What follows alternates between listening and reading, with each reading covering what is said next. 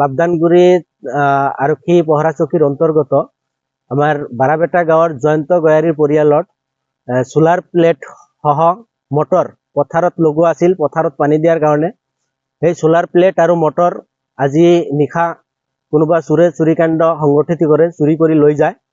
ইতিমধ্যে আৰক্ষী আহিছিলে, আৰক্ষী আহি তদন্ত কৰি আছে।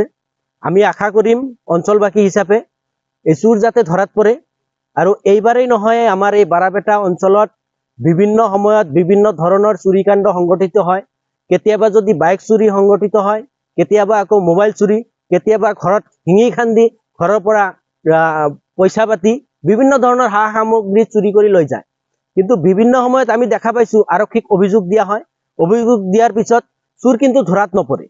বিগত কিছুদিন পূৰ্বে আমি ৰাইজে মিলি বাইক চোৰ ধৰি আৰক্ষীক সমজাই দিছিলো, কিন্তু আমি দেখা পাইছো এই আৰক্ষীৰ লাভদানগুৰি আৰক্ষীৰ দ্বাৰাই আচলতে এই বাইক চুৰি এজনহে ধৰাত পৰিছিলে। তাৰ লগত আমি সন্দেহ কৰিছো ৰাইজে যে জেনেৰেটৰ না মটৰ আছিল, তেওঁলোকে খেতি পথাৰত পানী দিয়াৰ কাৰণে ব্যৱস্থা হিচাপে এইটো লৈছিল। কিন্তু ইতিমধ্যে আজি যোৱা ৰাতি বোধহয় ৰাতি 2-3 মান বজাত হয়তো চোৰে লৈ গ'ল।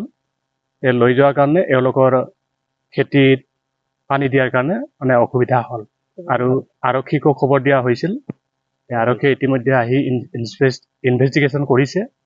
তেওঁলোকে ইতিমধ্যে গুচি গ'ল।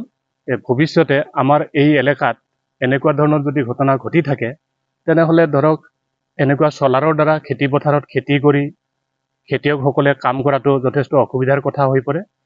সেইকাৰণে আমি প্ৰত্যেকজন মানুহে সচেতন হ'ব লাগে, যাতে ভৱিষ্যতে এনেকুৱা কামবিলাক নহয়। ইয়াকে মই আশা কৰিলোঁ।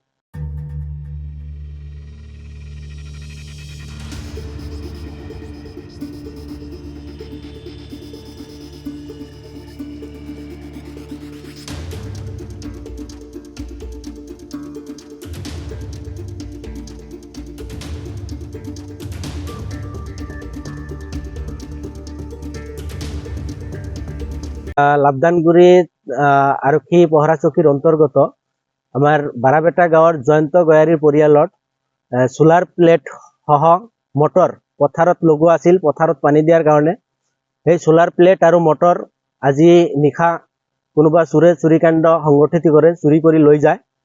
ইতিমধ্যে আৰক্ষী আহিছিলে, আৰক্ষী আহি তদন্ত কৰি আছে। আমি আশা কৰিম অঞ্চলবাসী হিচাপে এই চোৰ যাতে ধৰাত পৰে আৰু এইবাৰেই নহয়, আমাৰ এই বাৰাবেটা অঞ্চলত বিভিন্ন সময়ত বিভিন্ন ধৰণৰ চুৰিকাণ্ড সংগঠিত হয়। কেতিয়াবা যদি বাইক চুৰি সংগঠিত হয়, কেতিয়াবা আকৌ মোবাইল চুৰি, কেতিয়াবা ঘৰত শিঙি খান্দি ঘৰৰ পৰা পইচা পাতি বিভিন্ন ধৰণৰ সা সামগ্ৰী চুৰি কৰি লৈ যায়। কিন্তু বিভিন্ন সময়ত আমি দেখা পাইছো আৰক্ষীক অভিযোগ দিয়া হয়, অভিযোগ দিয়াৰ পিছত চোৰ কিন্তু ধৰাত নপৰে। বিগত কিছুদিন পূৰ্বে আমি ৰাইজে মিলি বাইক চোৰ ধৰি আৰক্ষীক সমজাই দিছিলো, কিন্তু আমি দেখা পাইছো এই আৰক্ষীৰ লাভদানগুৰি আৰক্ষীৰ দ্বাৰাই আচলতে এই বাইক চুৰি এজনহে ধৰাত পৰিছিলে। তাৰ লগত আমি সন্দেহ কৰিছো ৰাইজে যে জেনেৰেটৰ না মটৰ আছিল, তেওঁলোকে খেতি পথাৰত পানী দিয়াৰ কাৰণে ব্যৱস্থা হিচাপে এইটো লৈছিল। কিন্তু ইতিমধ্যে আজি যোৱা ৰাতি বোধহয় ৰাতি 2-3 মান বজাত হয়তো চোৰে লৈ গ'ল। এই লৈ যোৱাৰ কাৰণে এওঁলোকৰ খেতিত পানী দিয়াৰ কাৰণে মানে অসুবিধা হ'ল আৰু আৰক্ষীকো খবৰ দিয়া হৈছিল। আৰক্ষীয়ে ইতিমধ্যে আহি ইনভেষ্টিগেশ্যন কৰিছে। তেওঁলোকে ইতিমধ্যে গুচি গ'ল। ভৱিষ্যতে আমাৰ এই এলেকাত এনেকুৱা ধৰণৰ যদি ঘটনা ঘটি থাকে, তেনেহ'লে ধৰক এনেকুৱা চলাৰৰ দ্বাৰা খেতি পথাৰত খেতি কৰি খেতিয়কসকলে কাম কৰাটো যথেষ্ট অসুবিধাৰ কথা হৈ পৰে। সেইকাৰণে আমি প্ৰত্যেকজন মানুহে সচেতন হ'ব লাগে, যাতে ভৱিষ্যতে এনেকুৱা কামবিলাক নহয়। ইয়াকে মই আশা কৰিলোঁ।